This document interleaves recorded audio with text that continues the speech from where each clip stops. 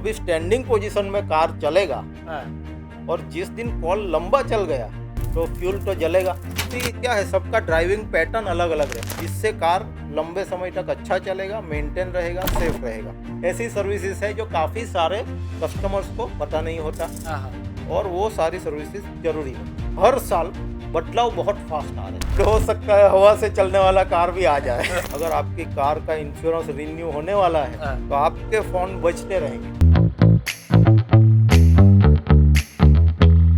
Sir आपकी जो journey थी, ठीक है, आप बेसिकली अपना ऑटोमोबाइल रिपेयरिंग का है आपका काम। हाँ बिल्कुल। तो आपकी जो जर्नी थी, जो आपने ये वर्क चालू किया, आपका ये बिजनेस सेटअप किया, वो आपकी हाँ, जर्नी कैसे स्टार्ट हुई थी?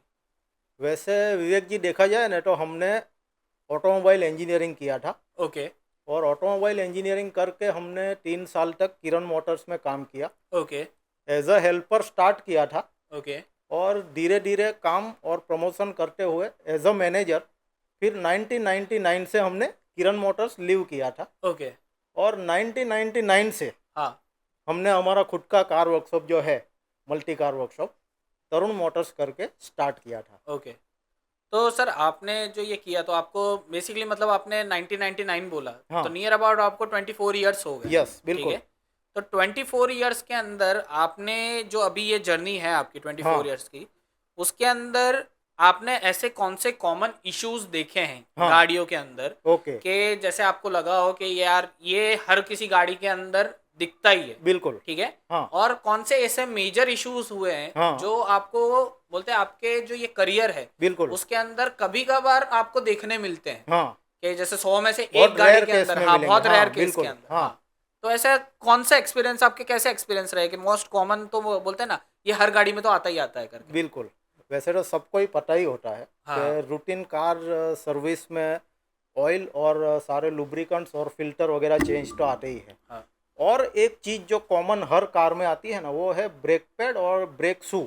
ओके, उसका रिप्लेसमेंट हर कार में कुछ पर्टिकुलर किलोमीटर के अंदर आता ही है। वो ओके, कॉमन है, सारी कार में है, क्योंकि वो वेर एंड टेयर वाला पार्ट है। ओके, तो वो सब कार में सर्विसिंग में या रिपेयरिंग में या कब आप कार ड्राइव करते हैं तो थोड़े थोड़े समय पे ये काम आपको करवाना पड़ता रहता है। और एक आपने पूछा मुझे कि बहुत रेयर केस में आपको क्या ऐसा हाँ, हाँ, फॉल्ट देखने को मिला।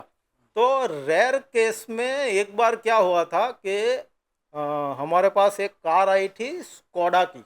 ओके, स्कोडा की रैपिड आती है। उसमें क्या होता है कि मैकाट्रॉनिक्स का एक प्रॉब्लम आया था। ओके, अच्छा, कस्टमर ने उसको कई जगह पे चेक करवाया, कंपनी में चेक हुआ, हाँ, हाँ, थोड़े समय ओके चलता है, फिर 15-20 दिन के बाद वापस से वो गियर वाला प्रॉब्लम स्टार्ट हो जाता ओके, है। अभी सर्विसिंग में कैसा है कि जब ड्राइव करते हैं कार ओके चलता है तो कार ओके ठीक हाँ, है। अभी 15 दिन बाद जो रिपीट होने वाला ये प्रॉब्लम है ना, हाँ, वो सॉल्व करने में कई सारे वर्कशॉप चेंज हुए लेकिन फॉल्ट मिला नहीं। तो हमारे पास ये केस आया था, तो हमने कस्टमर से 1 महीने का टाइम लिया, हाँ, क्योंकि फॉल्ट का रिपीटेशन वो 15 दिन वाला था। हाँ, हाँ, ठीक है। तो महीने का टाइम लेके हमने उसको चेक किया, मैकाट्रॉनिक्स का प्रॉब्लम था, उसका सॉफ्टवेयर और उसका अपग्रेडेशन और उसका कैलिब्रेशन करके उसको ओके किया। 15 दिन हमने गाड़ी चलाई, ट्रायल में यूज़ किया। एग्जैक्ट 16 या 17 दिन में वापस यही प्रॉब्लम आया। ओके, लेकिन हमने क्या किया था, वो टाइम पे जो जो टेस्टिंग यूनिट्स लगाने रहते हैं वो हाँ, लगा के रखे थे। ओके, तो जैसे ही वो प्रॉब्लम आया हमें पता चला कि ये एरर क्यों रिपीट हो रहा है। ओके, तो रिपीट होने का रीज़न इतना छोटा सा रीज़न था जिसको खोजना बहुत मुश्किल था। ओके, उसमें क्या था, मेकाट्रॉनिक्स के साथ में एक सॉकेट आता है, उसका वायरिंग पूरे सिस्टम में लगा रहता है। ओके, तो चूहे ने एक ऐसी जगह पे वायर को काटा था हाँ, जो कहीं से देखने पे मिलेगा नहीं। ओके, ठीक है। अभी थोड़े दिन गाड़ी चलती है तो ओके चलता है, फिर जिस दिन वो वायर बॉडी से टच होता है ना, उसी दिन वो एरर जनरेट होता है। मतलब एक चूहे ने पूरी बैंड बजा दी हाँ, तो एक थी। चूहे ने ये पूरे नाक में दम कर दिया हाँ, था। समझ में नहीं आया, ऐसा प्रॉब्लम खड़ा कर दिया तो, दो सर, अभी जैसे बात कर रहे हैं कि एक हाँ, तो ये आपके पास हुआ कि बहुत रेयर केस में इशू आया, हाँ, तो रेयर केस से सर एक और चीज है कि कभी अगर वर्स्ट सिनारियो मैं आपको बोलूं कि आप याद करो हाँ कि आपके पास एकदम खराब मेमोरी कोई पर्टिकुलर क्लाइंट की हाँ जिसने आपके नाक में दम कर दिया हो, हाँ। तो वो कौन सा एक्सपीरियंस था? देखिए, वैसे तो हम हमारे कस्टमर के साथ बहुत अच्छी तरह ट्रीट करते हैं, सारे कस्टमर को अच्छी सी सर्विस मिले, हाँ, इसको हम इंश्योर करते हैं। लेकिन कस्टमर की भी कुछ टाइप्स होती है, हाँ, सबका अपना अपना सोचने का तरीका होता है, सब अपनी तरह से सोचते हैं। तो मुझे एक ऐसा याद है, एक कस्टमर है, वो दूसरे सभी काम में एकदम पर्टिकुलर है। हाँ, तो कार सर्विस और कार रिपेयर उसमें भी पर्टिकुलर ही होगा। हाँ, तो हमने उसकी कार में सीएनजी किट फिट किया था। हाँ, पहली बार जब सीएनजी फिटमेंट हुआ तो कार चला, तो कोई फुल टैंक में 260 किलोमीटर चला। हाँ, दूसरी बार 265 चला, तीसरी बार कोई 262 चला, और रूटीन यही चल रहा था। हाँ, एक बार क्या हुआ, 255 चला। हाँ, मतलब फुल टैंक में 255, मतलब 5 किलोमीटर कुछ नहीं है हाँ, सीएनजी हाँ, में, ऐसा से देखा जाए तो उससे कोई फर्क नहीं हाँ, पड़ता। हाँ, वो सीधा कार लेके आ गया अपने पास। बोलते हैं एवरेज तो बहुत ज़्यादा डाउन हो गया। हमने बोला कितना डाउन हुआ है एवरेज?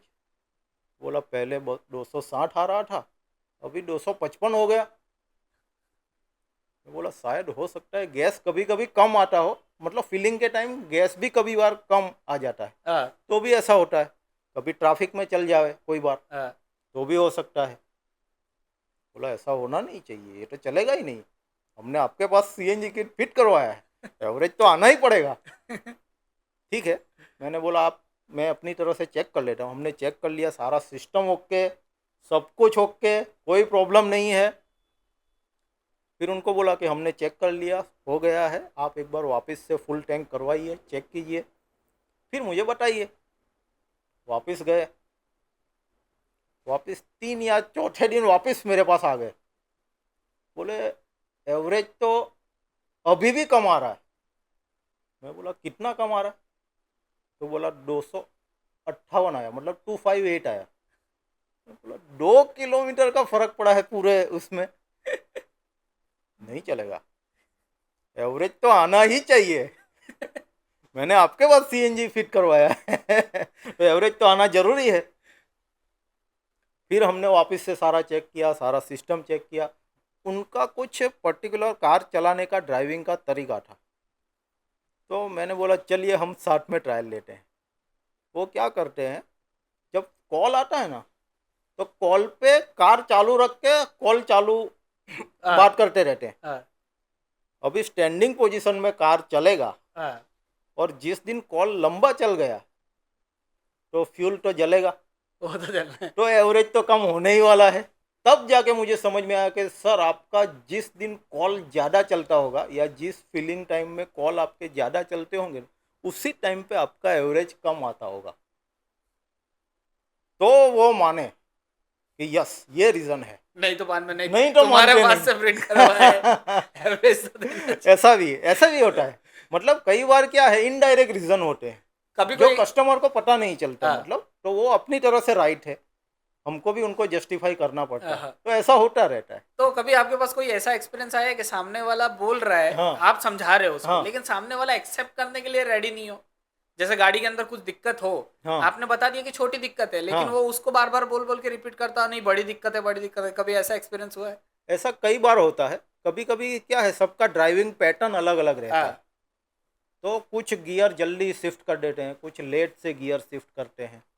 तो जो लोग जल्दी जल्दी गियर शिफ्ट करते हैं ना, उनमें पिकअप का प्रॉब्लम रहता है, मतलब हाँ, कार जल्दी से पिकअप नहीं लेती। हम्म, सेकंड गियर का स्पीड है और थर्ड गियर लगा हुआ है, हाँ, तो एक्सीलेटर देने पर भी कार को थोड़ा टाइम लगेगा पिकअप लेने में। तो उनको ये प्रॉब्लम था। ओके, बोलता मेरी कार में पिकअप नहीं है, पिकअप नहीं है, पिकअप नहीं है। हम चेक करते हैं सब ओके है, सारा सिस्टम ओके, सब नया है, सर्विस अच्छे से किया है। तो वापस से उनके साथ पहले जैसा ही हुआ, उनके साथ ड्राइविंग पे बैठना पड़ा, थोड़ा उनके साथ ट्रायल लिया। चलाने पे पता चला कि उनका स्टाइल ये है, ओके, जो वो मानने को रेडी नहीं थे। ओके, बोला एक्सीलेटर देने पे तो कार पिकअप तुरंत लेना ही चाहिए, हाँ, लेकिन गियर शिफ्टिंग का भी कितना रोल है वो समझ नहीं रहे थे। ओके। तो ऐसा भी होता है, कुछ कस्टमर के अपने अपने थिंकिंग होते हैं, फिर भी हम जो जस्टिफाई कर सकते हैं, समझा सकते हैं, जो नॉलेज दे सकते हैं वो देते हैं, ऐसा ओके। है। तो सर आपने जैसे बताया कि कॉमन मिस्टेक्स तो काफ़ी कोई होती है कि हाँ लोग नॉर्मली ड्राइविंग पैटर्न के ऊपर डिपेंड करता है कि किस हाँ हिसाब से करते हैं। तो सर ऐसे पर्टिकुलर कौन सी सर्विसेज है, हाँ ठीक है, क्योंकि अगर हम एक मैं जैसे मैं कार ड्राइव करता हूँ तो हाँ मेरे पॉइंट ऑफ व्यू से क्या आता है, या तो वॉशिंग आएगा बिल्कुल। या रिपेयरिंग आएगा हाँ या फिर अपना कलर वगैरह करना हुआ वो आएगा। हाँ तो मेजरली ऐसा कॉमन पर्सन बिल्कुल। जो ये फील्ड में बिलोंग नहीं हाँ करता है हाँ तो उनको यही लगता है कि ये मेजर खाली इतनी ही सर्विस होती है, हाँ इन डेप्थ क्या क्या सर्विस होती है वो नहीं पता। बिल्कुल। तो ऐसे अगर रेंज ऑफ सर्विसेज देखने जाए तो कौन सी सर्विसेज होती है, हाँ और जो तरुण मोटर्स है वो हाँ कौन सी सर्विसेज प्रोवाइड करता है? बिल्कुल। आपने सर्विसेज की बात की है तो आपको शायद ये 2-3 सर्विसेज आपको पता है, वॉशिंग है, क्लीनिंग है, हाँ रिपेयरिंग है, हाँ ठीक है, रूटीन कार का सर्विस जो होता है, ये सारी कुछ सर्विसेज जो सबको पता है। हाँ बाकी कुछ सर्विसेज ऐसी है जो कार में ज़रूरी है हाँ।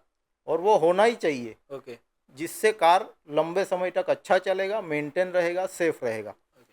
तो नॉर्मल रूटीन सर्विस हो गया, जिसको जनरल पीरियोडिक सर्विस बोलते हैं। हाँ कार वॉशिंग हो गया, कार डेंटिंग और पेंटिंग हुआ, ओके कोई डेंट लग गया, कोई एक्सीडेंट हुआ, छोटा हुआ, बड़ा हुआ, तो उसको रिपेयरिंग वाला भी एक सर्विसेज है, जिसको हाँ डेंटिंग और पेंटिंग बोलते हैं। ओके। रीपेंट करना पड़े, अगर कोई दरवाज़ा कोई पार्ट डैमेज हुआ है हम्म। तो उसको ठीक करके वापस से उसको पेंट करना पड़ेगा, ओके। तो पेंटिंग सर्विसेज है। बाकी एक अलाइनमेंट आपको पता ही होगा, हम्म। जो कार की टायर की पोजीशन है वो सेट करना रहता हाँ है। हाँ बैलेंसिंग वो भी आपको पता होगा। एक आपको नहीं पता होगा और काफ़ी सारे लोगों को नहीं पता है, वो है व्हील रिम का थ्रू होता है। ओके जैसे कभी रोड पे चलता है, रफ रोड पे जब ड्राइव होता है तो कार का व्हील का रिम जो है वो बैंड होता है, ओके उसको भी रिपेयर करके थ्रू करके बैलेंस करने का एक सिस्टम है, एक ओके सर्विस है, जिसको व्हील थ्रू सर्विस बोलते हैं। ओके। वो एक होता है। दूसरा एक इंटीरियर क्लीनिंग, शायद आपको पता ही होगा, हाँ वो अंदर से अंदर की पूरा साइड से कार पूरा। हाँ क्लीनिंग हाँ होता हाँ। है। एक दूसरा एसी सर्विस, एसी रिपेयर, वो भी आपको हम्म। जनरली रूटीन सबको पता ही रहता है। हाँ एक होता है कार का रेडिएटर सर्विस, ओके जो काफ़ी लोगों को पता नहीं है। कुछ किलोमीटर कार चल जाए, समझ लो 1 लाख किलोमीटर के ऊपर, तो उसका रेडिएटर का छोटा लाइन रहता है, हम्म। वो जाम होता है, तो उसको सर्विसिंग करने का एक प्रोसेस है, ओके जिसको रेडिएटर सर्विस बोलते हैं। ओके वो एक सर्विस है। दूसरे सारे सर्विसेज है, 4 व्हील बेयरिंग ग्रीसिंग बोलते हैं उसको, हम्म क्लच सर्विस है, माउंटिंग रिप्लेसमेंट है, हम्म। क्लच सेटिंग है, एबीसी सेटिंग सर्विस है। बहुत सारी ऐसी सर्विसेज है जो काफ़ी सारे कस्टमर्स को पता नहीं होता, हाँ हाँ। और वो सारी सर्विसेज जरूरी होती है। ओके तो कार में ये मेंटेनेंस वाली इतनी सर्विस है, और प्रोटेक्शन वाली भी कुछ सर्विसेज होती है। हम्म। प्रोटेक्शन वाली सर्विसेज में क्या होता है, जैसे कार के पेंट को प्रोटेक्ट करने के हाँ हाँ। लिए आपको ध्यान में हो, तो एक Teflon coating, ceramic coating, PPF coating, ऐसी सर्विसेज आती है। पीपीएफ एक का मैंने नाम नहीं सुना है, ना ही टेफ्लॉन का सुना है, मेरे को खाली सिरामिक कोटिंग अच्छा, मालूम ओके। है। बिल्कुल। प्रैक्टिकली मेरे को सिर्फ इतना ही मालूम है, सिरामिक कोटिंग नाम की चीज हाँ, होती है। टेफ्लॉन और पीपीएफ वाली मैंने फर्स्ट टाइम सुना यस है। बिल्कुल। और एक दूसरा, कार का नीचे का जो फ्लोर है वो हाँ हाँ। नीचे की साइड से प्रोटेक्ट रहे, जंक न लगे, उसके लिए एक अंडर बॉडी कोटिंग आता है, वो भी एक सर्विसेज है। ओके चारों चार जो अपने कार के डोर्स है, उसके लॉक, उसकी रिम, उसकी रिंग, उसका क्लीनिंग, ग्रीसिंग, ऑयलिंग, सर्विसिंग, वो ऑल डोर सर्विसेज जिसको बोलते हैं, हाँ ये होता है। तो ओके कार है ना, उसमें कोई 5,000 से लेके 20,000 पार्ट लगते हैं अच्छा। एक कार बनने में। हाँ हमको इतना ही पता है कि एक स्टीयरिंग है, ब्रेक है, क्लच है, कार हम चलाना नॉर्मली है, ड्राइव करने वाले को और क्या पता ठीक है, होगा। लेकिन इतने पार्ट उसमें है, तो हाँ, ये सारे पार्ट के कुछ ना कुछ मेंटेनेंस रहते हैं, अच्छा तो उसके रिलेटेड सारी सर्विसेज रहती है, ऐसा। ओके। मतलब अगर बोलने जाए तो 5,000 से लेके 20-20,000 तक की सर्विस, टाइप ऑफ सर्विसेज हाँ, है। टाइप ऑफ सर्विसेज हो सकता है, अगर वो पार्ट में प्रॉब्लम है तो। अच्छा। रूटीन ये सब सर्विस करने से काफ़ी सारे पार्ट कवर हो जाते हैं, हाँ हाँ लेकिन इतनी सर्विसेज है। हाँ। तो सर जैसे आपको 24 साल हो गई है फील्ड के हाँ अंदर, तो 24 साल के अंदर अभी जैसे technology time to time upgrade हो रही है, बिल्कुल।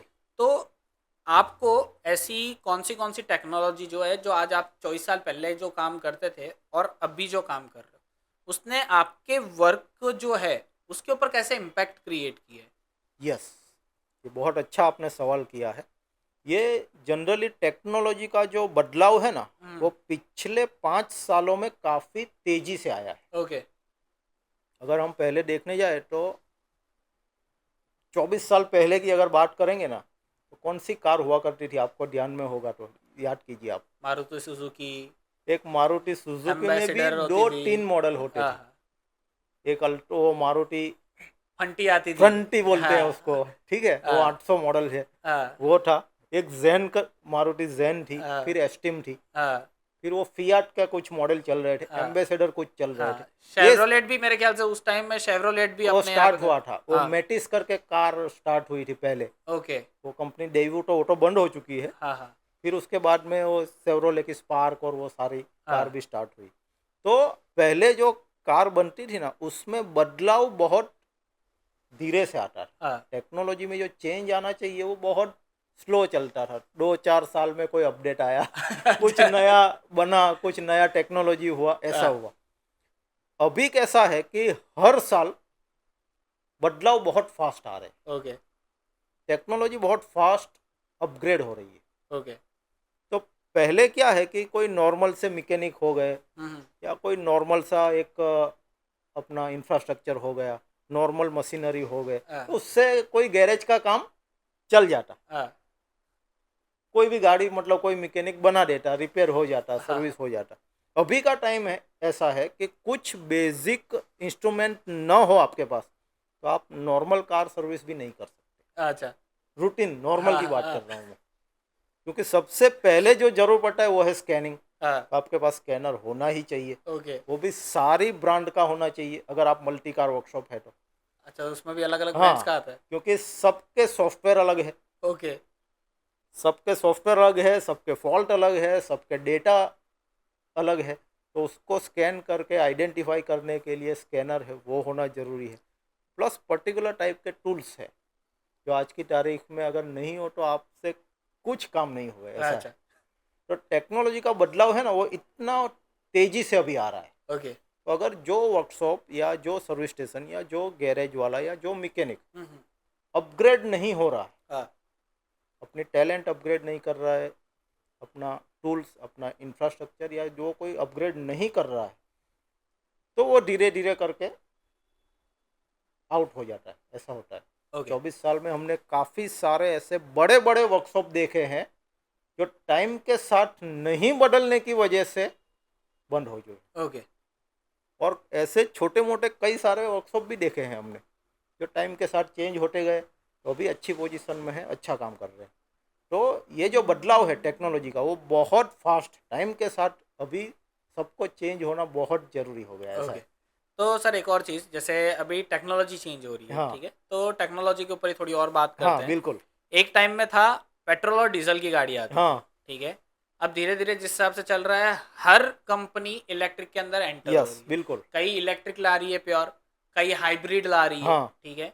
तो सर एक टाइम में था कि पेट्रोल डीजल का होता था तो उस टाइम में ठीक है, रिपेयरिंग वगैरह का और का हो जाता हो था, जाएगा। ठीक है, क्योंकि ऑलमोस्ट सर्विसेज काइंड ऑफ हाँ सेम रहती थी। बिल्कुल अब पेट्रोल एक पूरा अपोजिट हो गया, एक इलेक्ट्रिक पूरा अपोजिट हो गया, बिल्कुल।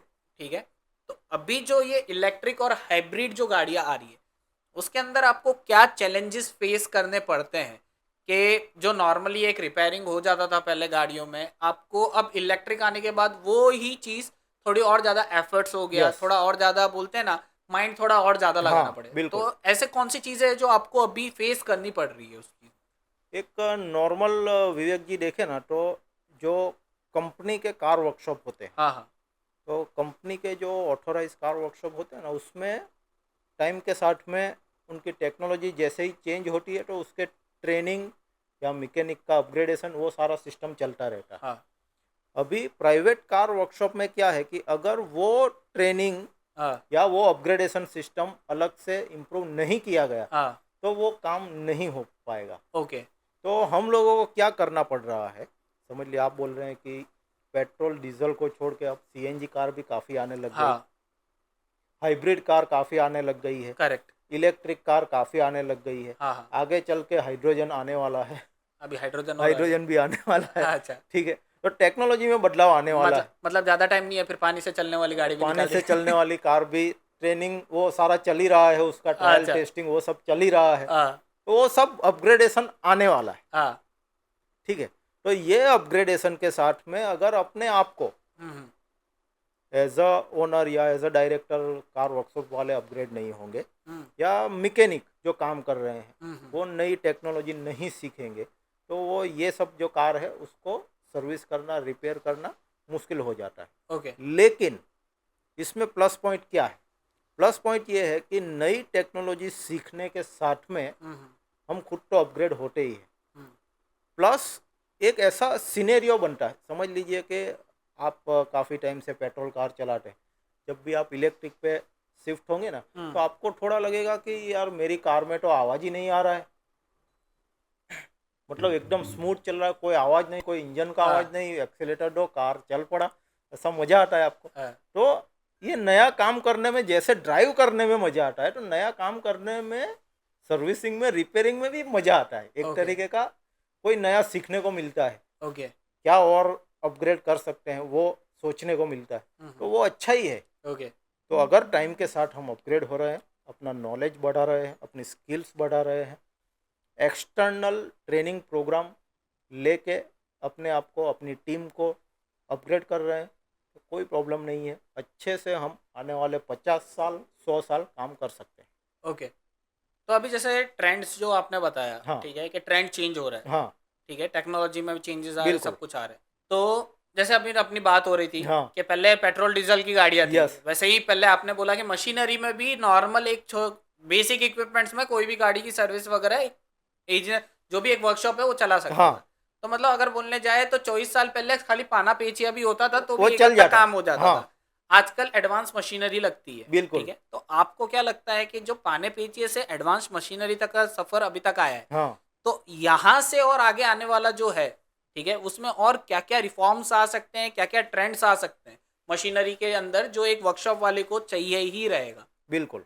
ओके, तो आपने इलॉन मस्क का तो नाम सुना ही है। हाँ उन्होंने टेस्ला बनाया, नई नई अपग्रेड टेक्नोलॉजी वाली कार बनाई। एक गूगल का भी एक प्रोजेक्ट चल रहा है, सेल्फ ड्राइव कार वाले का भी कुछ काम चल रहा है। तो नया नया टेक्नोलॉजी आ रहा है, इथेनॉल से चलने वाला कार, हाइड्रोजन से चलने वाला कार, सोलर से चलने वाला कार, आप जैसे बोल रहे हैं पानी से चलने वाला कार, शायद हो सकता है हवा से चलने वाला कार भी आ जाए। ठीक है, तो टेक्नोलॉजी ये चल रहा है।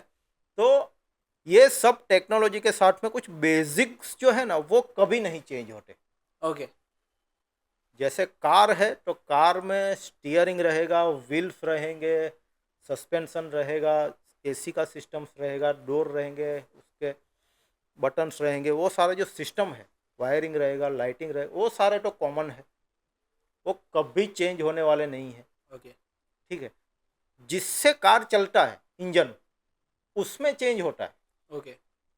वो डीजल से नहीं, पेट्रोल से नहीं, इथेनॉल से नहीं, इलेक्ट्रिक से नहीं, या सोलार से नहीं, कहीं ना कहीं से चलेगा वो। ठीक है, तो इंजन को छोड़ के ये बाकी सारे जो है वो तो बेसिक्स रहने ही वाले हैं। ओके। जैसे मैंने बताया ब्रेक पैड है, वो सारी कार में कभी भी लाइफ जितनी रहेगी कार की वो रहने ही वाला है। हाँ।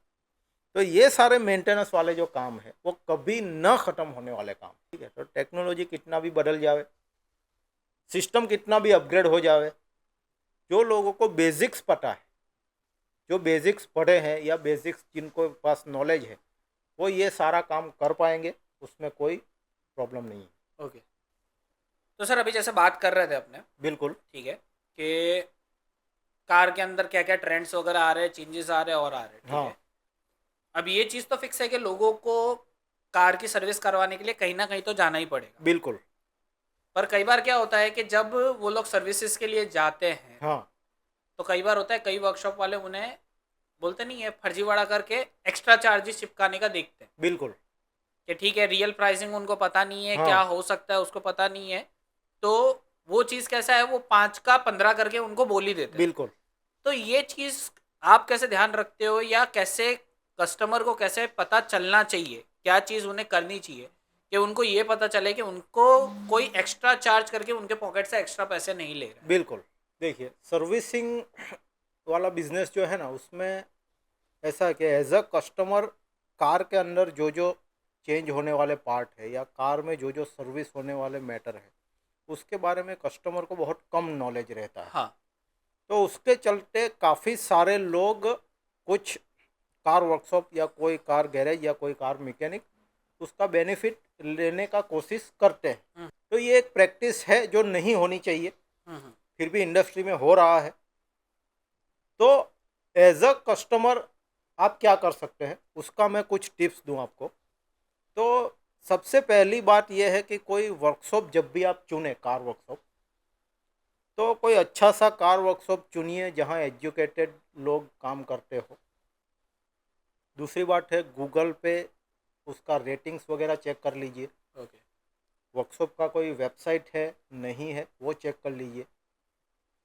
अगर कार वर्कशॉप में कोई जा रहा है अपना पहचान वाला, उनसे भी आप रिव्यू ले सकते हैं।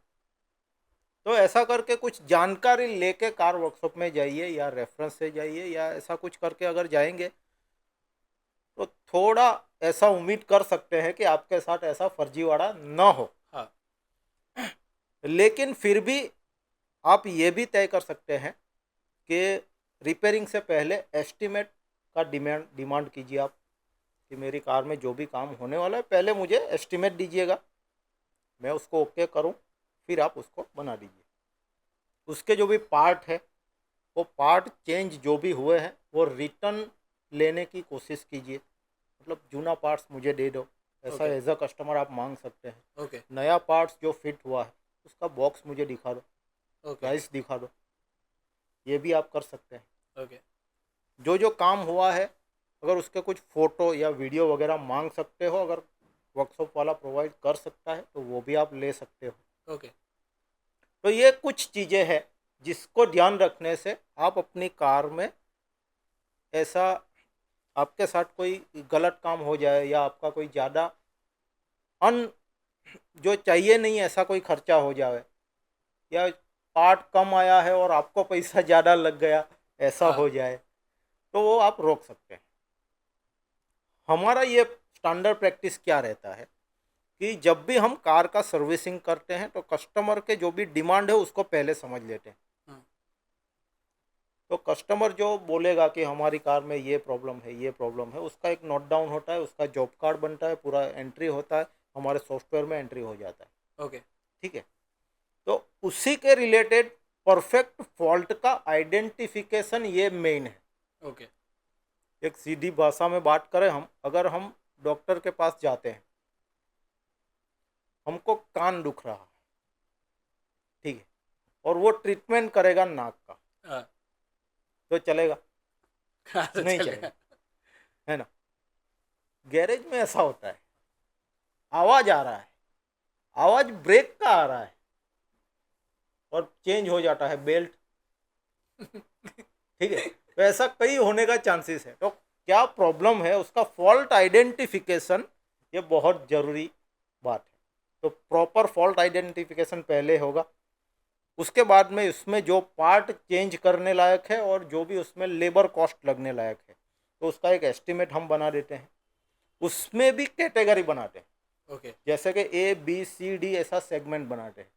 रूटीन सर्विस वाला जो काम है उसमें ए पार्ट में लेते हैं, फिर अगर दूसरा ज़रूरी काम ब्रेक वाला है तो ब्रेक को बी में लेते हैं, फिर ज़रूरी वाला काम हमको ऐसा लगता है कि क्लच का है तो उसको सी में लगते हैं, फिर ऐसा लगता है कि एसी का कूलिंग थोड़ा कम है, चल रहा है, कूलिंग कम है, तो उसको डी में एस्टिमेट में लेते हैं।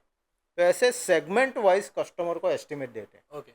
जिससे कस्टमर को सुविधा होगा। हम्म, क्या सुविधा होगा कि जनरल सर्विस का कोई 5-1 हज़ार का एस्टिमेट है, हम्म, एसी का कोई 3 हज़ार का एस्टिमेट है और ब्रेक का कोई 4 हज़ार का एस्टिमेट है, तो वो सिलेक्ट कर पाएगा कि मुझे क्या प्रायोरिटी देना है। ओके। ठीक है, एसी तो मैं कम यूज़ करता हूँ, वो नहीं करेंगे, कोई प्रॉब्लम नहीं, आप ए और बी कर दीजिए। ओके। मेरा गाड़ी महीने में सिर्फ 1000 किलोमीटर चलता है, तो अभी ब्रेक पैड में है टाइम, चलेगा, नेक्स्ट सर्विस में करवा लीजिए, तो ब्रेक पेंडिंग छोड़ दीजिए, एसी बना दीजिए। ओके। तो ये सेगमेंट वाइज एस्टिमेट देने से क्या होगा कि कस्टमर सिलेक्ट कर पाएगा कि मेरी प्रायोरिटी क्या है, मुझे क्या काम करवाना चाहिए। ये हो गया पार्ट्स, वो जो भी बोलेंगे कस्टमर, तो हम जेन्युइन पार्ट्स यूज़ करते हैं। कभी कभी कस्टमर बोलते हैं कि ये कॉस्ट ज़्यादा लग रहा है, तो अदर पार्ट्स का एस्टिमेट कस्टमर को देते हैं। फिर कस्टमर की जवाबदारी के ऊपर हम अदर पार्ट्स यूज़ करते हैं। ओके हमारी जवाबदारी पे ओरिजिनल पार्ट्स ही यूज़ करते हैं। ओके थोड़ा कॉस्ट उसका रहता है, लेकिन वो लॉन्ग टर्म रहता है। ठीक है, तो ये जो पार्ट चेंज होंगे ना, तो हमारा एक सॉफ्टवेयर है, एक सिस्टम है, जैसे ही पार्ट चेंज होंगे तो हमारे मैकेनिक को सारे को ट्रेन किया हुआ है। तो जितने भी पार्ट लगने वाले हैं वो पहले नंबर प्लेट के साथ में, कार के साथ में नए पार्ट का फ़ोटो ले लेंगे। वो फ़ोटो आपके पास पहुंच जाएगा बॉक्स के साथ में, पार्ट के साथ में। ओके कस्टमर देख के ही समझ जाएगा कि इतना इतना पार्ट्स मेरी कार में चेंज हुआ है। फिटिंग के सारे हमारे यहाँ कैमरा लगे हुए हैं, कैमरा में सब रिकॉर्ड हो रहा है। जब चाहे आपको जो देखना है, जो वीडियो शूटिंग देखना है मेरी कार में क्या हुआ, मिल सकता है अगर आप चाहे तो। ओके थोड़ा टाइम कंज्यूमिंग है लेकिन आपको मिल सकता है। तो ये एक ऑथेंटिसिटी हो गई। दूसरा एक बात है कि जब भी बिल बनता है तो अपना पार्ट का जो प्राइस है वो प्राइस में कभी वेरी नहीं आएगा। ओके समझ लो 228 का पार्ट है हाँ तो 230 नहीं आएगा। अच्छा ये इंश्योर होता है। कार जब डिलीवरी होता है तो जूना जो पार्ट्स निकला है वो कस्टमर को दिखा देते हैं, अगर उनको चाहिए वो लेके जाएंगे, कोई प्रॉब्लम नहीं है। ओके तो ये सारी चीज़ें हम करते हैं जिससे कस्टमर को एक भरोसा रहता है कि मेरी कार में इतना इतना काम हुआ है, जो मैंने भी देखा है कि ये काम हुआ है। ओके तो ये एक हमारा काम करने का तरीका है। सबके अपने अपने तरीके होते हैं, सब अपनी तरह से अच्छा काम करना चाहते हैं, करते होंगे, लेकिन हमारा ये तरीका है, सही ऐसा है। हाँ।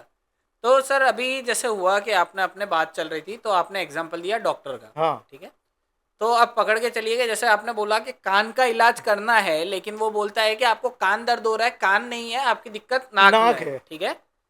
तो अब कई बार ये भी होता है कि नाक में दिक्कत हो, ठीक है, लेकिन साथ साथ में ये बोल देता है, बोले आपकी नाक में जो दिक्कत है वो आपके दिमाग के कारण है, ठीक है। तो अब बिल्कुल। उसके अंदर क्या हो गया, तो काइंड ऑफ अगर बोलने जाए तो बीमारी एक है, हाँ लेकिन वो बोलते हैं ना, वो बीमारी के साथ साथ वो दूसरी और एडिशनल बीमारी बता के यस उसका अननेसेसरी खर्चा बांध देते हैं। बिल्कुल। तो अगर उससे बचना हो, जैसे अननेसेसरी जो रिपेयर्स है, हाँ अननेसेसरी सर्विस है, उससे अगर बचना हो, या उससे ऐसे हो कि क्लाइंट को या जो अपने जिनके पास कार है बिल्कुल और सर्विस करवाने जाए, अगर उन चीज को इस चीज से अवेयर रहना हो, तो कैसे रह सकते हैं कि वो आपको इस चीज की दिक्कत है वो उसी चीज की बताए, उसकी जगह कुछ और ना बता दे। बिल्कुल। इसमें क्या है विवेक जी के, कार का जो सर्विस वाला काम होता है ना, तो मैकेनिक जो बोलेगा या सर्विस एडवाइज़र जो बोलेगा, एज अ कस्टमर हमें उतना नॉलेज नहीं है टेक्निकली, हाँ तो हमको ज़्यादातर उस पर भरोसा रखना पड़ता है कि ये बोलता है सही बोलता होगा।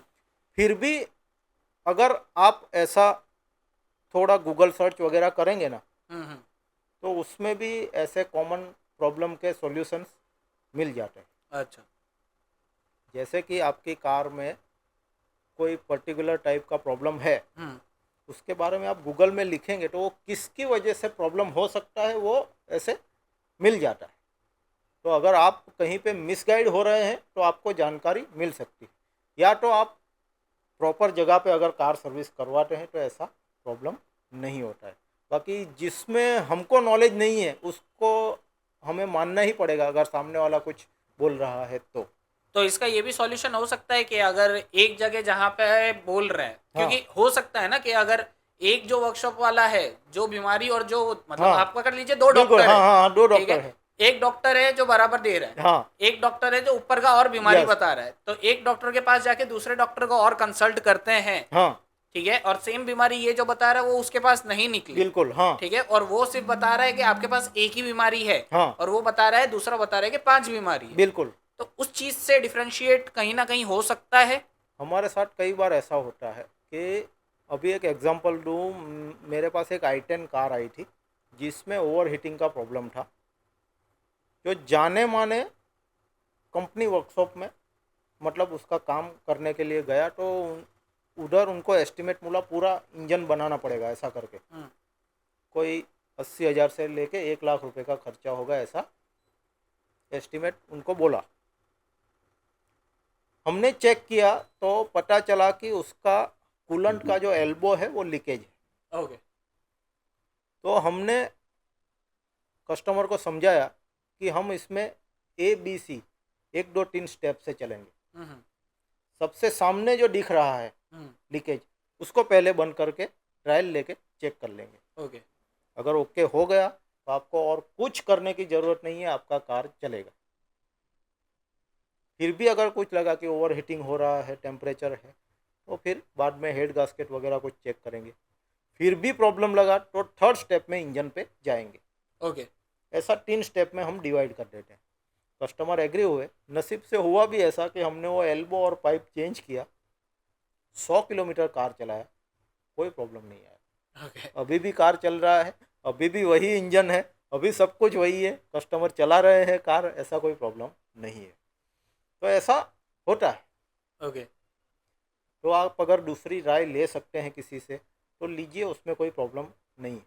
तो अभी जैसे बताया कि होता है कई बार कि कई वर्कशॉप्स हैं जो नए नए खुलते हैं, हाँ या जो एक्सपीरियंस भी होते हैं, पर बिल्कुल। कहीं ना कहीं सैलरी बचाने के चक्कर में कि उनको ज़्यादा पैसा ना देना पड़े वर्कर और को, हाँ ठीक है, उस बार में उस चक्कर में वो लोग कई बार होता है कि अनट्रेंड लोग हो गए या फ्रेशर्स हो गए, बिल्कुल। उनको वो लोग हायर कर लेते हैं और हाँ रख लेते हैं, बिल्कुल। ठीक है।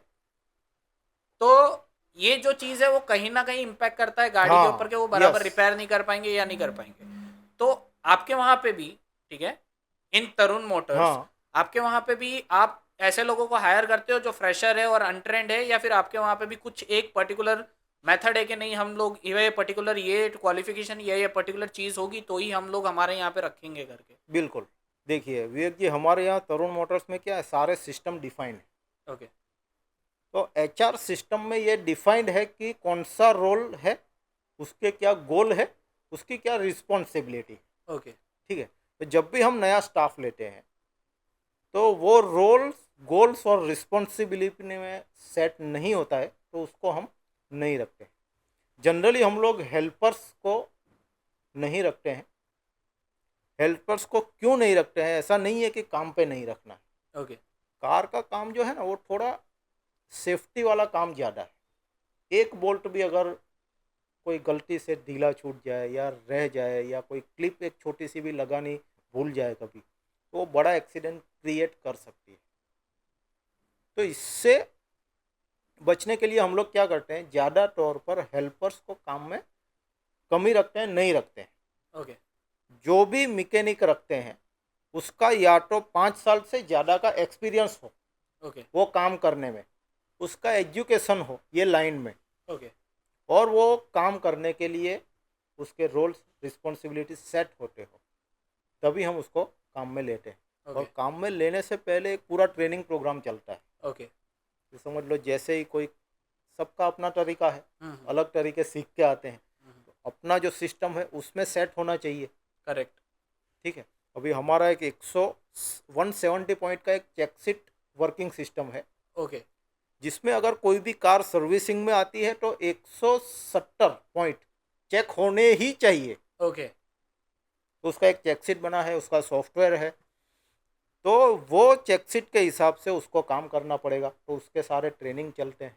पहले उसको किसी दूसरे जो हमारे ट्रेंड स्टाफ है उसके साथ में काम करने को कुछ दिन तक देते हैं, ओके। जिससे वो अपने सिस्टम से ट्रेन हो जाए। तो गलती की गुंजाइश काफ़ी कम हो जाती है। ओके। और ज़्यादातर जो स्किल्ड स्टाफ है, जो एक्सपर्टीज है, जिसका ज़्यादा नॉलेज है, जिसको ये बारे में सारा काम किया हुआ है, उनको हम रखते हैं। ओके। आप जैसे बोलते हैं ना कि सैलरी हाँ। कम करने के लिए, हाँ। तो सैलरी में क्या है विवेक जी, अगर एक स्टाफ को उसकी स्किल के हिसाब से सैलरी थोड़ा अच्छा देंगे, उसमें हम विश्वास करते हैं। समझ लो उसके कोई 2-5 हज़ार बचाने के चक्कर में हम उसको भी कम देवे, कस्टमर को भी अच्छी क्वालिटी की सर्विस नहीं देवे, तो उसका कोई मतलब नहीं रहता। करेक्ट। तो हमारे यहाँ सिस्टम है, स्टाफ को अच्छी सैलरी दी जाती है, एक्सपर्ट जो मैकेनिक है उनको लिया जाता है। कुछ काम ऐसे भी होते हैं जिनको आउटसोर्सिंग करना पड़ता है। ओके। तो आउटसोर्सिंग करने वाले जो भी काम है उसमें भी एक्सपर्ट्स कौन है, वो नज़दीक है दूर है उससे मैटर नहीं करता। करेक्ट। थोड़ा हमारा पेट्रोल खर्चा बढ़ेगा, हम्म। उससे कोई फर्क नहीं पड़ता। अगर वो सर्विस अच्छा देता है, उसमें वो एक्सपर्ट है, तो हम उसकी स्किल का उपयोग करते हैं। ओके। तो इस तरह से हमारा ये चुनाव है, एक तरीके से देखा हाँ जाए हाँ। तो स्पेसिफिक अच्छे स्टाफ रखते हैं जो ट्रेंड हो, तो अच्छी सर्विस हम दे पाते हैं। ओके। तो अभी जैसे आपने बोला कि अगर ट्रेन स्टाफ नहीं होता है, कुछ भी एक क्लिप भी अगर मिसप्लेस हो जाती हाँ, है तो बड़ा एक्सीडेंट होने के हो सकता है। चांस रहता है। अब एक्सीडेंट की अगर बात करें तो एक्सीडेंट के साथ साथ में इंश्योरेंस का एक हाँ टॉपिक बिल्कुल, आता हाँ है, है ठीक ही, है, कि हर गाड़ी वाला कहीं ना कहीं इंश्योरेंस लेके रखता है। बिल्कुल। तो वो चीज़ जो है कि गाड़ी का जो एक्सीडेंट होता है, हाँ ठीक है, उसकी रिपेयर कॉस्ट वो जो क्लाइंट है उसके पॉकेट से ना लगे और वो हाँ जो इंश्योरेंस है वो उनको क्लेम हो। क्योंकि कई बार क्या होता है, कई बार एक्सीडेंट होने के बाद जब वो किसी वर्कशॉप वाले के पास जाते हैं वो हाथ खड़े कर लेते हैं बिल्कुल, कि इंश्योरेंस का आपको खुद को प्रोसेस करना है, हम हमारी तरफ से कुछ सपोर्ट नहीं कर बिल्कुल। पाएंगे। हाँ ठीक है। सो वाई इट इज़ नेसेसरी कि एक वर्कशॉप की तरफ से इंश्योरेंस का और जो उनका पूरा का पूरा रिपेयरिंग कॉस्ट आना है उसका बिल्कुल, एस्टिमेशन होके एक क्लाइंट को सपोर्ट मिले ताकि बिल्कुल। वो इंश्योरेंस क्लेम कर सके, ये यस, क्यों नेसेसरी है? नेसेसरी में विवेक जी ऐसा है कि इंश्योरेंस के बारे में काफ़ी सारे कस्टमर अनअवेयर रहते हैं। ओके। ज़्यादातर क्लेम के बारे में अनअवेयर थोड़ा ज़्यादा ही रहते हैं। जो भी एजेंट है जिससे हम इंश्योरेंस रिन्यू करवाते हैं, हम्म। जब रिन्यूअल का टाइम होता है तो काफ़ी सारे कॉल आने लगते हैं, आपको भी एक्सपीरियंस होगा ही। है। अगर आपकी कार का इंश्योरेंस रिन्यू होने वाला है आ, तो आपके फ़ोन बजते रहेंगे, आ, सर ये तारीख लास्ट है, ये हमारा ऑफर है, इतने में हम देंगे, हम्म, चलता है। तो जब हम इंश्योरेंस रिन्यू करवाते हैं तो ये इंश्योर करना ज़रूरी है कि ट्राई कीजिए कि ज़ीरो डेप्थ, जिसको bumper to bumper covered policy बोलते हैं, ओके। वो आप लेवे, हम्म, जिसमें कंज्यूमेबल भी कवर हो, इंजन भी कवर हो, हम्म, सारे सिस्टम जो इलेक्ट्रिकल है वो सारे भी कवर हो ओके। इंश्योरेंस में। तो वो पूरा जिसमें कवर अप हो, हम्म, ऐसा इंश्योरेंस आप लेना पसंद करें। ओके। कुछ 2-5 हज़ार बचाने के चक्कर में क्या होता है, कुछ कुछ चीज़ें छूट जाती है। ओके। समझ लो, अगर bumper to bumper zero depth वाला पॉलिसी नहीं है तो एक हेडलाइट का ही खाली मैं आपको एग्जांपल दूं। हम्म, आजकल जो हेडलाइट आती है ना, तो एक हेडलाइट अगर कोई बाइक से या कहीं से लग जाए, टूट जाए, हम्म। तो उसका कॉस्ट कुछ 5 हज़ार से लेके 40 हज़ार तक होता है। 40,000 तक? छोटी कार में 5 हज़ार, मर्सिडीज BMW में 40 हज़ार। तो फिर बात अलग है, मेरे को ठीक लगा है, एक नॉर्मल गाड़ी में भी 5 से 40 बोला एक ऐसा नॉर्मल होता गाड़ी। है। अभी इंश्योरेंस 5 हज़ार कम करने के लिए हम, 40,000 ऊपर बढ़ गए। ठीक है, तो ये कॉस्ट आपको बेयर करना पड़ेगा, ओके। क्योंकि वो 50% कट होके आएगा फिर आपके पास, ओके। अगर वो ज़ीरो डेप्थ नहीं है तो। हम्म, तो पॉलिसी जब भी लेवे तो पूरी ज़ीरो डेप्थ कुछ सालों तक ही मिलती है, 5 साल 6 साल 60 साल तक मिलता है ज़ीरो डेप्थ। तो जब तक वो पॉलिसी मिल रहा है उसे आप लीजिए। ओके। उसमें पैसे बचाने के चक्कर में ऐसा मत सोचिए कि भाई मेरा 3 हज़ार कम हो रहा है, हम्म, कहाँ अपना एक्सीडेंट होने वाला है, कभी भी हो सकता है, मतलब वो बोल के तो होगा नहीं। बोल के तो होगा नहीं, बोलते हैं वो अपने कवर अपने हो ही अपने अच्छे जाएगा। से चलाते। एक्चुअली इसी के अंदर इंसिडेंट था कि काइंड ऑफ कैसा कि इंश्योरेंस के रिगार्डिंग नहीं, लेकिन मेरे खुद के से वो सगे अंकल थे, हाँ ठीक है। वो अब एक्सीडेंट का था, वो गाड़ी आप पकड़ के चलिए ना कि अपने बाइक 50-60 के ऊपर चलाते हैं, हाँ वो 4 व्हीलर 40 के ऊपर चलाते हैं, बिल्कुल। ठीक है, उसके ऊपर जाते नहीं थे। हाँ लेकिन फिर भी एक इंसिडेंट हुआ जहाँ पे बोलते हैं ना सामने वाली गलती के कारण हाँ उनका यस, एक्सीडेंट हो गया। हाँ तो पर्सनली मैं भी ये बोलना चाहूँगा कि एक्सीडेंट का कोई भरोसा नहीं कोई है। भरोसा नहीं। बोलते हैं आज जरूरी नहीं है आपकी गलती हो तो ये आपका एक्सीडेंट हो, सामने वाले की गलती हो तो भी आपको कुछ ना कुछ हानि और आ सकती है। इंश्योरेंस में क्या है, एक सोच ऐसी होती है हाँ। कि हम जो प्रीमियम दे रहे हैं हम्म, वो प्रीमियम कहीं ना कहीं से हमको वापस लेना है। ये जो सोच है ना, ये सोच गलत है, नहीं समझे आप। इंश्योरेंस आपको जो भी लेना है, हम्म, कार का ही इंश्योरेंस समझ लीजिए, तो कार का इंश्योरेंस आप भूल जाइए। ओके। ये पॉकेट में से पैसे गिर गए ऐसा ही गिन के चलिए। ओके। उसको रिकवर करने के बारे में सोचेंगे और फिर उसमें कुछ दूसरे तरीके से कैसा मैं उसका पैसा रिकवर हाँ। करूं ऐसा सोचेंगे, ऐसा सोचना ही नहीं कई है। लोग होते हैं जाके हाँ जानबूझ के जाके गाड़ी को ठोक देते हैं हाँ कहीं पे कि भाई इंश्योरेंस का पैसा रिकवर यस करना है। हाँ, क्योंकि इंश्योरेंस क्या है, सेफ्टी के लिए। हाँ हाँ। वो आपकी सेफ्टी के लिए है, आपकी कार की सेफ्टी के लिए, आपको सडनली ज़्यादा खर्चा न लगे उसके लिए है। करेक्ट। तो उसको आप एक अमाउंट ऐसा ही गिन के चलिए कि ये सेफ रखा है अपनी सेफ्टी के लिए। ओके। तो अभी जैसे अपनी बात हो रही थी, ठीक है, जैसे अपने थोड़ी देर हुआ वर्कशॉप्स और के बारे में बात कर बिल्कुल रहे थे, जो हाँ इंडिपेंडेंट वर्कशॉप्स। हाँ बट एक टाइम था अपने यहाँ पे मारुति सुजुकी, ह्युंडई, फिर शेवरोले, ये सब नॉर्मल ब्रांड्स जो थी अपने वो बिल्कुल चलती थी। हाँ लेकिन टाइम टू टाइम अब ऐसा हो गया है कि लोग नॉर्मल गाड़ियों से ज्यादा लग्जरी गाड़ियां यस खरीद रहे हैं, ठीक है? बिल्कुल तो अभी जैसे थोड़े टाइम पहले तक सिट्रॉन अपने यहाँ पे नहीं थी, हाँ सिट्रॉन आई, किया Yes. अपने यहाँ पे नहीं थी, किया किया आई, आई। ठीक है। अभी और भी धीरे धीरे करके और भी जो है मार्केट के अंदर एंटर हो रही है नई कार बिल्कुल कंपनी। हाँ तो उन नई कार कंपनीज के साथ साथ उनके वर्कशॉप्स भी एंटर होंगे। बिल्कुल। तो आपको क्या लगता है कि कार वर्कशॉप्स जो आने वाले हैं, जो कंपनी ऑथराइज्ड है वो, और एक जो इंडिपेंडेंट कार वर्कशॉप है वो, ठीक है, वो दोनों के बीच के अंदर क्या ऐसा कंपटीशन हो सकता है और क्या ऐसे चैलेंजेस आ सकते हैं कि बिल्कुल कहीं ना कहीं इंडिपेंडेंट वर्कशॉप्स को ऐसा हो कि बोलते हैं ना थोड़ा सा बिजनेस के अंदर हैम्पर हो सकता है? यस हाँ बिल्कुल। इसमें कई बार ऐसा होता है विवेक जी कि जब भी कोई कंपनी उसकी सेल्स स्टार्ट होती है तो उसका सर्विस भी स्टार्ट हो ही जाता है।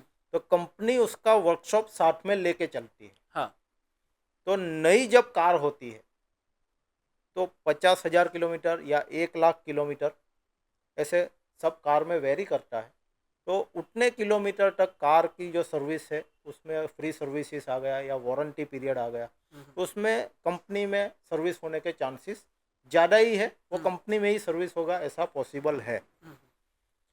लेकिन कुछ बातें ऐसी भी है जैसे कि कितना भी बड़ा कंपनी हो, उसका कितना भी बड़ा वर्कशॉप हो, सेल्स के जो आंकड़े हैं उसके सामने सर्विसेज की जो रिक्वायरमेंट बढ़ती है ना, तो वो दोनों का कॉम्बिनेशन जो है, जैसे सर्विसेज जितनी बढ़ रही है तो एक कंपनी या एक ही कंपनी के 2-4 ब्रांचेस हो गए तो वो सारे भी इतने सारे कस्टमर को हैंडल नहीं कर पाती। ओके तो वो अपॉइंटमेंट बुकिंग पीरियड लंबा होता चला जाता है। ओके। समझ लो आपको कोई कार बुक करवानी है, सर्विस करवानी है, तो वो बोलेंगे आज नहीं नेक्स्ट मंडे आपकी कार सर्विस में लेंगे। ओके। आपको जाना है ट्यूसडे को, आप रुक गए, हाँ। या तो बिना सर्विस जाएंगे या आने के बाद करेंगे, ऐसा होगा। तो ये जो टाइम पीरियड जा रहा है तो उसमें एक अपॉर्चुनिटी, ओके। क्या अपॉर्चुनिटी है कि दूसरे सारे जो अच्छे वर्कशॉप है वो सारी जो कार सर्विसेज के लिए पेंडिंग है वो दूसरे वर्कशॉप में जाने के चांसेस बहुत ज़्यादा है। ओके। और प्राइवेट वर्कशॉप में और एक बात प्लस जो है वो ये है कि एक पर्सनल अटेंशन जो है वो ज़्यादा रहता है। ओके। जैसे कि आपकी कार अगर मेरे पास सर्विस में आती है तो आप कुछ नहीं करेंगे, मुझे खाली एक ऐसे फ़ोन उठा के व्हाट्सएप करेंगे कि तरुण जी मॉर्निंग में कार मंगवा लेना। आपको ये भी नहीं लिखना है क्या करना है, कुछ नहीं लिखना है, क्योंकि हम यहाँ डेटा सिस्टम से चलते हैं। हमारे यहाँ की मेरे कार वर्कशॉप की बात करते हैं, तरुण मोटर्स की, मुझे पता है कि विवेक जी के कार में लास्ट में ऑयल कब चेंज हुआ, लास्ट में सर्विस कब हुई, ड्यू क्या काम है, मुझे पता ही रहता है। तो एक ये पर्सनलाइज अटेंशन है। ओके। तो आपको कोई ज़्यादा ध्यान देने की ज़रूरत रहती नहीं है। तो ये पर्सनलाइज अटेंशन जो है वो रिलेशन के ऊपर चलता है। तो ये काफ़ी सारे प्राइवेट वर्कशॉप में इसके ऊपर बिजनेस आने के चांसेस अच्छे रहते हैं। ओके। जो कंपनियों में पॉसिबल क्यों नहीं होता, क्योंकि उनका काम बड़ा है। एक एक कस्टमर को पर्सनलाइज अटेंड करना बहुत भारी काम होता है और वो कोई एक आदमी नहीं कर पाता। करेक्ट। स्टाफ करते हैं, वो स्टाफ चेंज होते रहते हैं। तो जो लिंक जो है वो ज़्यादा वो नहीं रहती है, ऐसा मतलब एक कंसिस्टेंसी बिल्डअप नहीं हो पाती। हाँ वो ऐसा होता है। Correct correct. तो तरुण जी आज अपने ये एपिसोड को यहीं कंक्लूड कर रहे हैं। ओके ठीक है, अपने नेक्स्ट एपिसोड में मिलेंगे फिर से। ठीक उसमें है। थोड़ा और डीप डिस्कशन करेंगे, बिल्कुल। गाड़ियों के बारे में थोड़ा और डीपली बात करेंगे। हाँ। तो ऐसे फाइनल कंक्लूडिंग स्टेटमेंट, ओके। अगर आपको कुछ टिप्स, हाँ। ठीक है, या गाइडेंस हाँ। व्यूवर्स को देना हो, ओके। ठीक है, तो आप क्या देना चाहेंगे? बिल्कुल। As a car customer, as a car owner, मैं ऐसी कौन सी कुछ बातों का ध्यान रखूं जिससे मेरी कार की कंडीशन हमेशा अच्छी रहे और उसका रीसेल वैल्यू जब भी मुझे चेंज करना हो तो उसका रीसेल वैल्यू भी अच्छा मिले। तो ऐसे कुछ टिप्स है जो आपको गूगल में नहीं मिलेंगे। ओके। तो ऐसे कुछ टिप्स मैं आपको बताना चाहूँगा। एक तो अच्छा कार वर्कशॉप सर्विसिंग के लिए चुनिए हम्म। जिसके पास पूरा सिस्टम हो, ओके। एस्टेब्लिश वर्कशॉप हो और सारे सिस्टम से काम चलता हो। ओके। वहाँ पे अपनी कार का सर्विसेज करवाइए। गूगल ये बताएगा कि आपको पीरियोडिक मेंटेनेंस सर्विस हर 10,000 या 15,000 किलोमीटर पे या हर साल में एक बार करना जरूरी है। गूगल ये नहीं बताएगा कि आपके कार के जो टायर्स है वो हर साल में रोटेशन होने जरूरी है। ओके।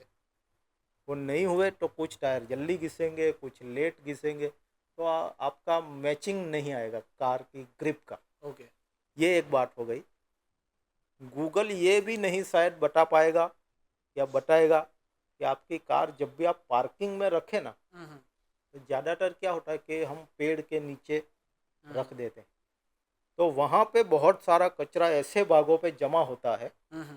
जो बाद में जाके कार की बॉडी के पार्ट को डैमेज करके जंग खा के पूरा खराब कर देता है, ओके।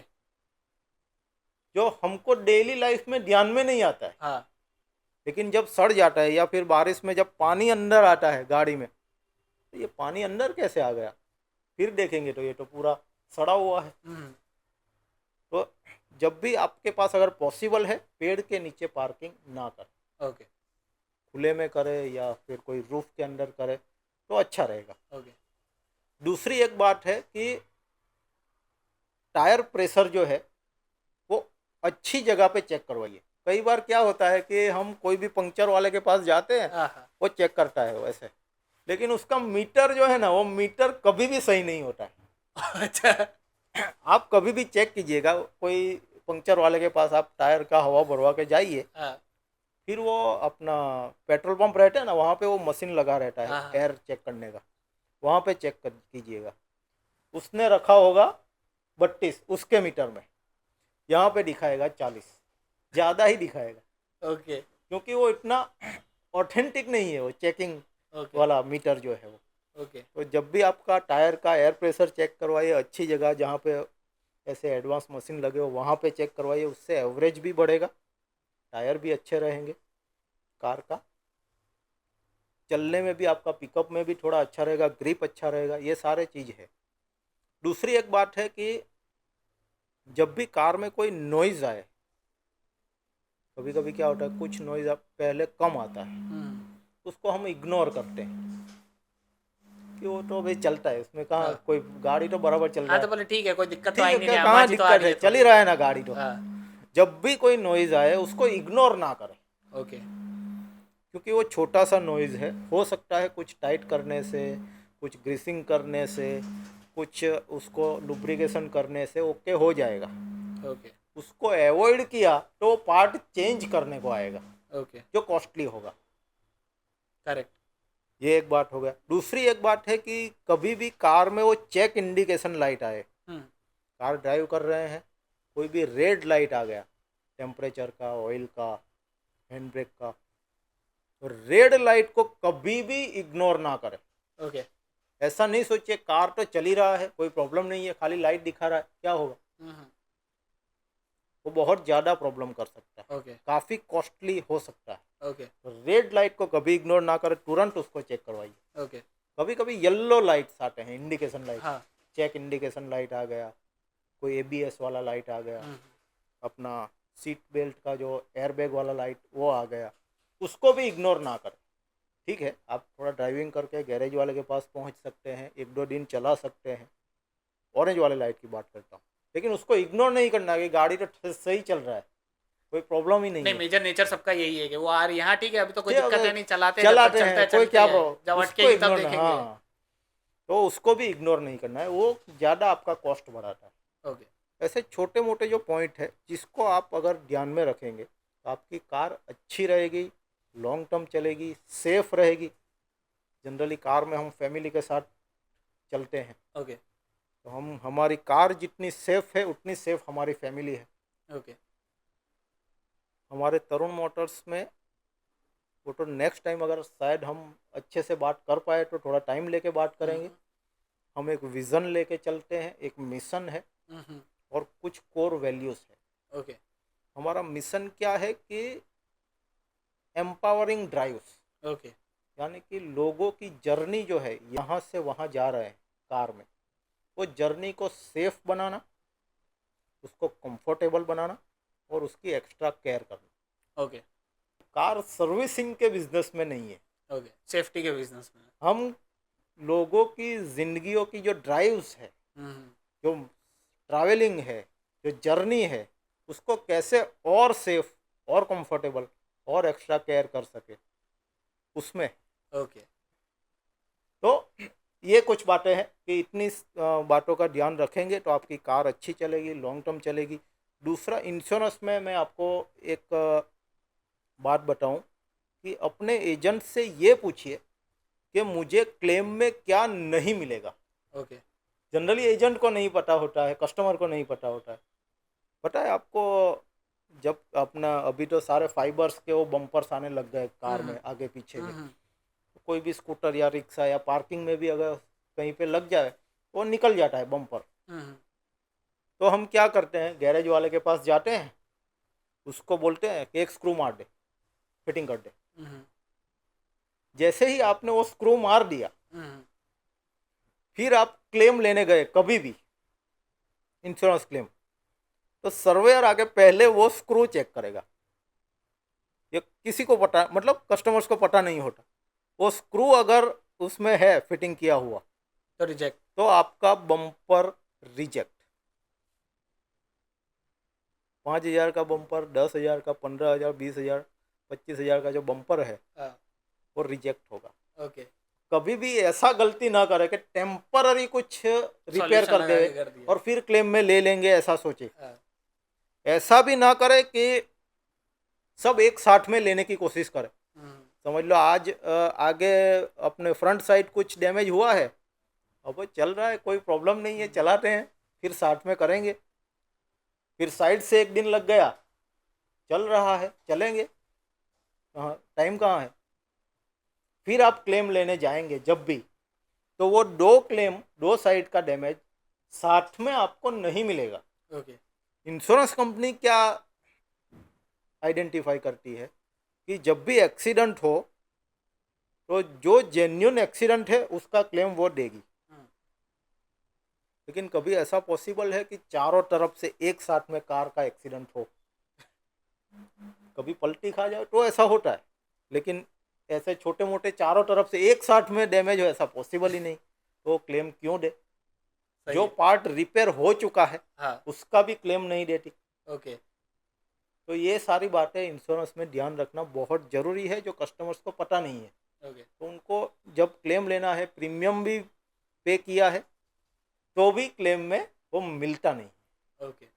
जब भी कुछ क्लेम लेना है तो जब जहाँ डैमेज हुआ ले लीजिए, वापस से जब डैमेज हुआ वो भी ले लीजिए, फिर वापस से डैमेज हुआ वो आप क्लेम में ले लीजिए।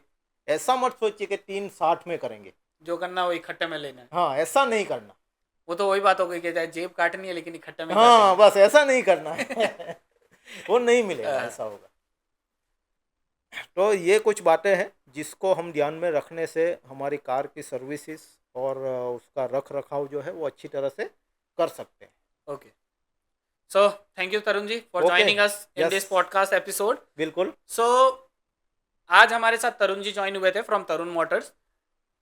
लास्ट जैसे हमने बात की 24 ईयर से ये बिजनेस के अंदर डील कर रहे हैं। तो नेक्स्ट टाइम हम जो पॉडकास्ट लाएंगे वो थोड़ा और इन डेप्थ लाएंगे कि और कार के अंदर मेजर क्या क्या प्रॉब्लम्स हो सकती है। आपके लिए और नॉलेजेबल पॉडकास्ट लाएंगे कि आपको पता चले कि अगर आप एक कार ओनर हो तो आपको क्या क्या चीज़ का ध्यान रखना चाहिए, आपको क्या प्रिकॉशंस रखने चाहिए, और कुछ भी जो प्रॉब्लम आती है तो आप उसको कैसे ठीक कर सकते हो, और इन केस ऑफ इमरजेंसी आप उस चीज का क्या सॉल्यूशन निकाल सकते हो. So this is it for today guys. Let's meet again in the next episode. Till then, stay tuned and don't forget to subscribe our channel. Thank you. Thank you.